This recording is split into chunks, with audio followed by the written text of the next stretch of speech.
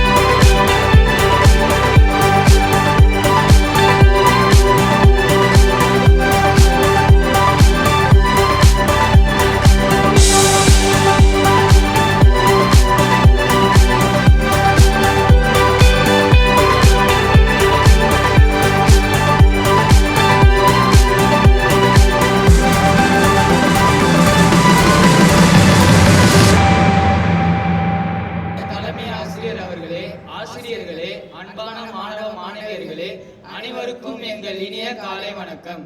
இன்று நமது சிந்தனை தலைப்பு தேசிய கட்டமைப்பு அல்லது நேஷனல் பில்டிங். ஒரு நாட்டை கட்டமைப்பது என்பது வெறும் பெரிய பாலங்களையும் சாலைகளையும் அமைப்பதில் மட்டுமல்ல, ஒரு நாட்டின் வளர்ச்சி என்பது அதன் மக்களின் கல்வி, ஒழுக்கம், பொறுமை, நேர்மை, பொறுப்பு மற்றும் மனிதநேயத்தில் இருக்கிறது. National building does not mean constructing only roads, bridges, industries and building. The real center of a nation lies is educated, disciplined, honest and compassionate citizen. நம் நாட்டின் எதிர்காலம் இளைஞர்களின் கைகளில் உள்ளது. இன்று வகுப்பறையில் அமர்ந்திருக்கும் மாணவர்கள் நாளை ஆசிரியர்கள், மருத்துவர்கள், விஞ்ஞானிகள், பொருளாளர்கள் மற்றும் நாட்டின் தலைவர்களாக உருவாகப் போகிறார்கள். The future of every nation depends on its young people. The students sitting in our classroom today will tomorrow's teachers, doctors, engineers, entrepreneurs, administrators and leaders. எனவே தேச கட்டமைப்பு என்பது அரசாங்கத்தின் கடமை மட்டுமல்ல, ஒவ்வொரு குடிமகனின் பொறுப்பும் ஆகும். Therefore, national building is not a responsibility of government alone. It is a responsibility of every citizen. நாம் முதலில் நல்ல மனிதராக வளர வேண்டும். We must first become good human being. நேர்மையாக பேச வேண்டும். We must honest in our words and actions. பிறரை மதிக்க வேண்டும். We must respect others. சட்டங்களையும் விதிமுறைகளையும் பின்பற்ற வேண்டும். We must follow rules and laws. சுற்றுச்சூழலை பாதுகாக்க வேண்டும். We must protect nature. பொது சொத்துக்களை மதிக்க வேண்டும். We must respect public property. நாட்டின் நலத்திற்காக நம்மால் முடிந்த செயல்களை நாம் செய்ய வேண்டும். We must help people in need. Above all, we must work for the progress of our country. நாடு நமக்கு என்ன செய்தது என்று கேட்பதை விட நாட்டிற்காக நாம் என்ன செய்ய முடியும் என கேட்க வேண்டும். Instead of asking, what has my country done for me? We should ask, what can I do for my country? தேசிய கட்டமைப்பில் கல்வியின் பங்கு என்பது வெறும் தேர்வுகளில் அதிக மதிப்பெண்கள் எடுப்பதில் மட்டுமல்ல, அது நம்மை சிந்திக்கவும் சரியான முடிவுகள் எடுக்கவும் எது சரி எது தவறு என்பதையும் கற்றுத்தருகிறது. The role of education. The education plays an important role in national building. The education is not only about taking good marks in examinations. It is also teaches us how to take wise decisions and how to distinguish between right and wrong. கல்வியறிவு பெற்ற குடிமகன் தனது உரிமைகளையும் கடமைகளையும் புரிந்து கொள்வான். அவன் நாட்டின் முன்னேற்றத்திற்காகவும் வளர்ச்சிக்காகவும் பங்களிப்பான். எனவே மாணவர்களை நன்றாக படிப்பது கூட ஒரு வகையில் தேச சேவையாகும்.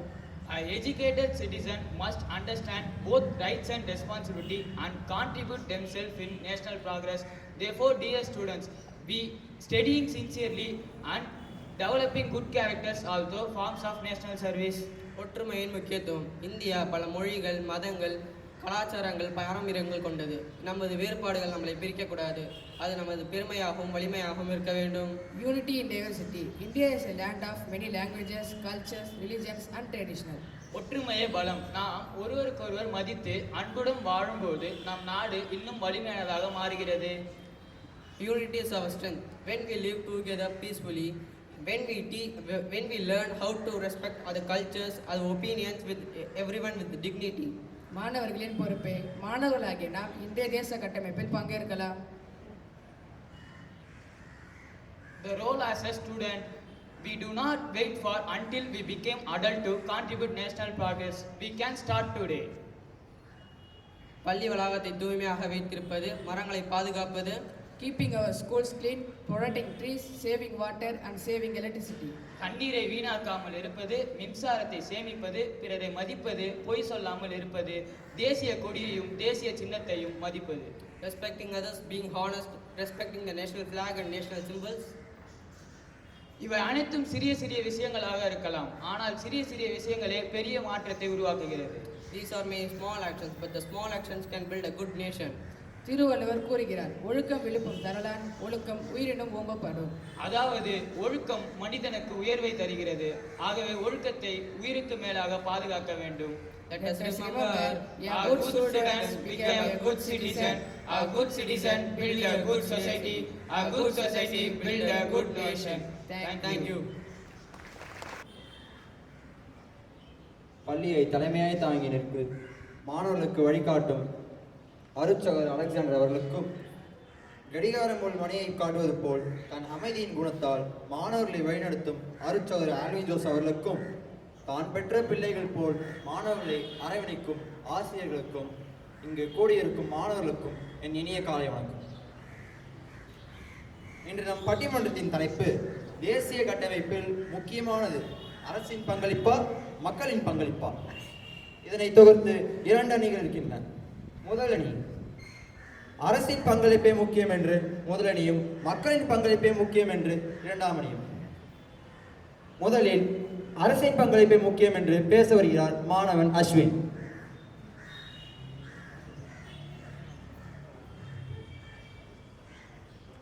மதிப்பிற்குரிய நடுவர் அவர்களே, நாட்டை கட்டியெழுப்ப முதலில் என்ன வேண்டும்? வலிமையான திட்டம் வேண்டும். வலிமையான திட்டம் வேண்டும். சாதனையாளர்களை உருவாக்க நல்ல பள்ளிக்கூடங்கள் வேண்டும். உயிரை காக்கும் மருத்துவமனைகள் வேண்டும். உறுதியான கட்டமைப்பை கொண்ட பாலங்கள் வேண்டும். இவற்றையெல்லாம் பெரிய அளவில் உருவாக்குவது யார்? அரசு. அரசு இல்லாமல் பெரிய அளவிலான தேசிய கட்டமைப்பு எப்படி சாத்தியம்? அதனால் நாங்கள் சொல்வது வலிமையான அரசு, வலிமையான கட்டமைப்பு, வலிமையான நாடு. இதற்கு முன் முதலில் ஒரு நாடு என்றால் என்ன? சாலை மட்டும் நாடா? நல்ல கட்டிடங்கள் மட்டும் நாடா? இல்லை நல்ல பாலம் மட்டும் நாடா? இல்லை நல்ல கல்வி, நல்லொழுக்கம், நல்ல மனிதர்கள், ஒற்றுமை, நேர்மை இவை அனைத்தும் சேர்ந்துதான் ஒரு நாடு. ஆனால் இதனை உருவாக்குவது யார்? அரசா, மக்களா? இந்த பேச்சினை எதிர்த்து பேச வர மாணவி பிரஜிஷா. நடுவர் அவர்களே, எதிரணி சொல்ல வந்ததை நாங்கள் மறுக்கவில்லை. அரசு திட்டங்களை உருவாக்க வேண்டும். ஆனால் அந்த திட்டங்களை வெற்றி பெற செய்வது யார்? மக்கள். அரசு சாலைகளை போடலாம். ஆனால் அந்த சாலைகளை பாதுகாப்பது யார்? அரசு திட்டங்களை மதிக்க வேண்டும். ஆனால் அந்த திட்டங்களை வெற்றி பெற செய்வது யார்? மக்கள். எனவே நல்ல அரசு மட்டும் போதாது, நல்ல குடிமக்களும் வேண்டும். நன்றி. நல்ல குடிமக்களும் வேணும்னு சொல்றீங்க. சரி, இந்த பேச்சினை எடுத்து பேச வராங்க மாணவி நந்தினி. நடுவர் அவர்களே, விவசாயிகளுக்கு நீர்ப்பாசனம் வேண்டும். தொழிலாளிகளுக்கு தொழில் வாய்ப்பு வசதி வேண்டும். மாணவர்களுக்கு கல்வி வசதி வேண்டும். மக்களுக்கு மருத்துவ வசதி வேண்டும். எனவே நாட்டின் அடிப்படை கட்டமைப்புக்கு அரசுதான் முக்கிய பங்காகும். நன்றி. ஓ, நாட்டின் பங்களிப்புக்கு அரசுதான் முக்கிய பங்களிப்புன்னு சொல்றீங்க. சரி, இந்த பேச்சை எதிர்த்து பேச வராங்க மாணவன் ஆதித்யன். நடுவர் அவர்களே, நாட்டை கட்டியெழுப்பது பெரிய பெரிய விஷயங்களால் மட்டும் கிடையாது. ஒரு மாணவன் தேர்வில் காப்பி அடிக்காமல் நேர்மையாக எழுதுகிறான், அது தேசிய கட்டமைப்பு. ஒரு மாணவன் குப்பையை கீழே போடாமல் குப்பை தொட்டியில் போடுகிறான், அது தேசிய கட்டமைப்பு. ஒருவர் போக்குவரத்து விதியை கடைபிடிக்கிறார், அது தேசிய கட்டமைப்பு. இவ்வாறு ஒவ்வொரு தனி மனிதனின் ஒழுக்கம் மற்றும் நல்ல செயல்கள் தான் ஒரு நாட்டின் கட்டமைப்பு உருவாகிறது. நடுவர் அவர்களே, எனக்கு ஒரு பெரிய சந்தேகம். நாட்டு கட்டமைப்பு என்பது ஒரு பக்கம் அரசுன்னு சொல்றாங்க, இன்னொரு பக்கம் மக்கள்னு சொல்றாங்க. உங்களை தீர்ப்பை சீக்கிரமாக சொல்லுங்க, எனக்கு ஒரே ஆவலாக இருக்கு. இதோ சீக்கிரமா சொல்றேன்ப்பா. இப்போது இரண்டு அணிகளுக்கும் ஒரு கேள்வி. அரசு மட்டும் நாட்டை கட்டியெழுப்ப முடியுமா? இல்லை, மக்களின் ஒத்துழைப்பும் நிச்சயம் தேவை. மக்கள் மட்டும் நாட்டை கட்டியெழுப்ப முடியுமா? இல்லை, அரசின் திட்டங்களும் அவசியம். அடடா, பட்டிமன்றம் ஆரம்பிக்கும் போது இரண்டு அணிகளும் சண்டை போட்டார்கள். இப்போது இருவருக்கும் ஒரே பதில் சொல்கிறார்கள். இறுதி தீர்ப்பு. இன்றைய பட்டிமன்றத்தின் முடிவு மிகவும் முக்கியமானது. அரசு தேவை, மக்கள் தேவை, இளைஞர்கள் தேவை, மாணவர்கள் தேவை. அரசு நல்ல திட்டங்களை உருவாக்குகிறது. மக்கள் அந்த திட்டங்களை ஒத்துழைக்க வேண்டும். மாணவர்கள் நல்ல கல்வி கற்க வேண்டும். மாணவர்கள் திறமையை வளர்த்துக் கொள்ள வேண்டும். ஒவ்வொருவரும் தங்கள் கடமையை செய்ய வேண்டும். ஏனென்றால் ஒரு நாட்டை கட்டுவது கற்களால் மட்டும் போராது, அந்த நாட்டின் நல்ல மக்களால் தான். இறுதி தீர்ப்பு. தேச கட்டமைப்பு என்பது அரசும் வேண்டும், மக்களும் வேண்டும். இருவரும் சேர்ந்தால்தான் ஒரு நாட்டை கட்டமைக்க முடியும். எனவே இதில் போட்டி எதுவும் இல்லை. நாம் நன்றாக படிப்போம். நாம் நேர்மையாக இருக்க வேண்டும். நாம் சுற்றுச்சூழலை பாதுகாக்க வேண்டும். நாம் ஒற்றுமையாக இருப்போம். இந்த வாய்ப்பை தந்த அருட்சகோதரர் அவருக்கு மிகவும் நன்றி.